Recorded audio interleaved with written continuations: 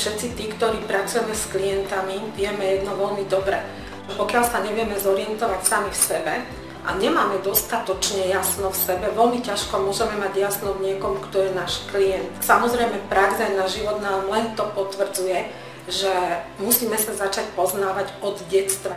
Musíme začať odhalovať veci, ktoré sú nám, by som povedala, časovo veľmi vzdialené, ale sú preto, aby nás doplnili pre aktualizáciu, pre našu súčasnosť veľmi dôležité. Moja účasť práve na tomto workshope bola úžasná tým pochopením. Aha, už tomu rozumiem, toto sa mi deje preto, lebo a prostredníctvom raných spomienok som sa do tej situácie dostala, ktorá mi pomohla k tomu pochopeniu.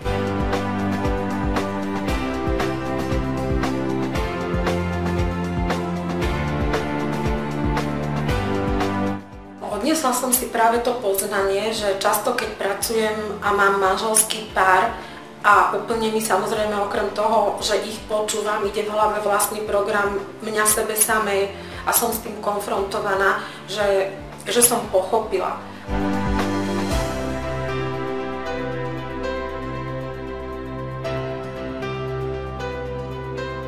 Bolo výborné, že lektor, ktorý nám to umožnil, má jednu obrovskú devízu a ľudia, ktorí nad tým špekulujú, či áno alebo nie.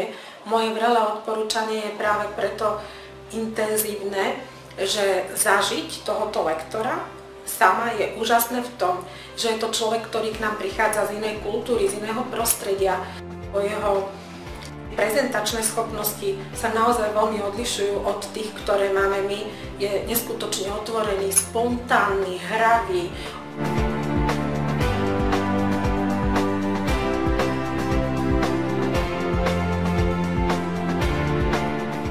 Lektor, ktorý vie ukázať aj svoje slabé stránky a nehanbí sa za to. To pre nás kvázi takým poučením. Nemusí to byť slabosť, keď ja ukážem, čo neviem alebo v čom som zlyhal, ale naopak, keď to viem dobre urobiť, že je to cenným poznatkom pre všetkých. To bol ten, ktorý ako prvý sa dal do placu a ukázal nám to, čo a ako, popísal nám emócie, celú tú svoju cestu, aby sme to kvázi na ňom pochopili a od neho sme sa odrazili a začali vnímať tie veci.